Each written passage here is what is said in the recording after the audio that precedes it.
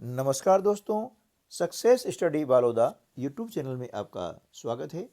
8 grade अभ्यास पुस्तिका के अंतर्गत कक्षा 8 विषय सामाजिक विज्ञान का अध्याय 5। आज के इस वीडियो में हम इस अध्याय से संबंधित जो प्रश्न हैं उनके उत्तर लिखने का अभ्यास करते हैं। तो चलिए शुरू करते हैं हम आज का वीडियो। प्रश्न पहला है, लोकतंत्र के मुख्य तत्व कौन कौन से हैं? इसका उत्तर हो जाएगा स्वतंत्रता, समानता और बंधुत्व लोकतंत्र के मुख्य तत्व हैं। प्रश्न क्रमांक 2, राष्ट्रीय लक्ष्य से क्या आशय है? हमारे राष्ट्रीय लक्ष्य कौन कौन से हैं?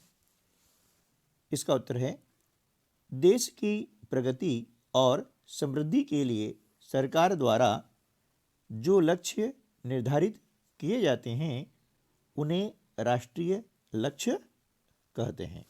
ठीक है ना। हमारे राष्ट्रीय लक्ष्य हैं लोकतंत्र, पंथ निरपेक्षता, राष्ट्रीय एकता, स्वतंत्रता, समानता, सामाजिक समरसता, अंतर्राष्ट्रीय शांति और सहयोग। ये जो है हमारे राष्ट्रीय लक्ष्य हैं। प्रश्न क्रमांक 3, लोकतंत्र की प्रमुख विशेषताएं लिखिए। इसका उत्तर होगा कि लोकतंत्र की निम्नलिखित विशेषताएं हैं। पहली विशेषता है लोकतंत्र में प्रत्येक व्यक्ति को स्वतंत्रता के साथ साथ समान अधिकार प्राप्त होते हैं, है ना।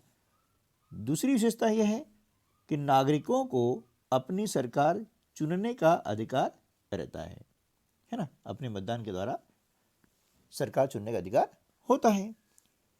तीसरी विशेषता यह है कि बिना भेदभाव के प्रत्येक नागरिक को समान अवसर दिया जाता है। ठीक है। प्रश्न क्रमांक 4, एक नागरिक के रूप में हमें किस प्रकार की स्वतंत्रता प्राप्त है? इसका उत्तर हो जाएगा एक नागरिक के रूप में हमें अभिव्यक्ति की स्वतंत्रता, शांतिपूर्ण सम्मेलन या मीटिंग करने का अधिकार, संघ बनाने की स्वतंत्रता, भारत में कहीं भी घूमने व निवास करने तथा व्यापार करने की स्वतंत्रता प्राप्त है। इन्हें भारत में कहीं भी घूम सकते हैं, कहीं भी निवास कर सकते हैं या कोई सा भी व्यापार कर सकते हैं। ये हमें स्वतंत्रता प्राप्त है। प्रश्न क्रमांक 5 है, अंतर्राष्ट्रीय मानव अधिकार दिवस कब और क्यों मनाया जाता है? इसका उत्तर होगा अंतर्राष्ट्रीय मानव अधिकार दिवस 10 दिसंबर को मनाया जाता है। अब क्यों मनाया जाता है? कि यह मानव अधिकारों की रक्षा के लिए मनाया जाता है ना, और उनके प्रति जागरूकता लाने के लिए। ठीक है। अगला जो प्रश्न है, मानव अधिकारों के संरक्षण हेतु क्या क्या प्रयास किए जा सकते हैं? इसका उत्तर होगा मानव अधिकारों के संरक्षण हेतु निम्न प्रयास किए जा सकते हैं। नंबर 1, रैली निकलवाना, मानव श्रृंखला बनाना, अधिकारों के प्रति जागरूकता हेतु अभियान चलाना।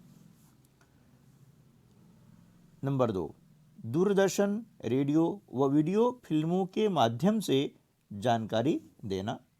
और तीसरा जो है प्रयास हम ये कर सकते हैं कि समाचार पत्र, पोस्टर, नारों आदि के द्वारा प्रचार प्रसार करना। नंबर 4, बैठकों व संगोष्ठियों में मानव अधिकार व संरक्षण पर चर्चा आयोजित करना। ठीक है। अगला प्रश्न है प्रश्न क्रमांक 7, लोकतंत्र की सफलता के लिए जनता का शिक्षित होना क्यों आवश्यक है? इसका उत्तर हो जाएगा लोकतंत्र में जनसामान्य राजनीतिक प्रक्रिया में सहभागी रहता है। जब तक जनसामान्य राजनीतिक प्रश्नों को भली भांति नहीं समझेगा तब तक उसकी सहभागिता न तो प्रभावशाली होगी और न ही अर्थपूर्ण रहेगी। इसके लिए नागरिकों का शिक्षित होना आवश्यक है। प्रश्न क्रमांक 8, मानव अधिकारों के हनन की स्थिति में किस तरह मानव अधिकार आयोग के पास शिकायत भेजी जा सकती है? इसका उत्तर हो जाएगा, मानव अधिकारों के हनन की स्थिति में पीड़ित व्यक्ति के द्वारा स्वयं अथवा पीड़ित व्यक्ति की ओर से किसी अन्य व्यक्ति के द्वारा आयोग को सीधे प्रार्थना पत्र दे करके शिकायत दर्ज करवाई जा सकती है। ठीक है ना। प्रश्न क्रमांक 9, लोकतंत्र में मतदान का क्या महत्व है? इसका उत्तर हो जाएगा, लोकतंत्र में मतदान का बहुत अधिक महत्व है, क्योंकि मतदान के माध्यम से ही हम अपना प्रतिनिधि चुनते हैं, जो सरकार बनाने व उसका संचालन करने में सहायक होते हैं। इसलिए सही जनप्रतिनिधि का चुनाव करने में मतदान का बहुत अधिक महत्व है। प्रश्न क्रमांक 10, किन बातों से पता चलता है कि भारत में पंथ निरपेक्षता को अपनाया गया है? इसका उत्तर हो जाएगा, हमारे देश का संविधान पंथ, मजहब, धर्म एवं संप्रदाय के आधार पर भेदभाव नहीं करता है। सभी नागरिकों को अपना धर्म पालन की स्वतंत्रता है। इन सब बातों से पता चलता है कि भारत में पंथ निरपेक्षता को अपनाया गया है। ठीक है ना। हमारे देश में हर धर्म के, हर पंथ के अपने अपने त्यौहार बना सकते हैं, अपनी अपनी विचारधाराओं के अनुसार पूजा पाठ, है ना, आदि जो है धार्मिक क्रियाएं कर सकते हैं। ठीक है दोस्तों, यदि आप चैनल पर पहली बार आ रहे हैं तो इसे सब्सक्राइब कर लीजिएगा, क्योंकि ऐसे ही हेल्पफुल वीडियो मैं आपके लिए लाता रहता हूँ।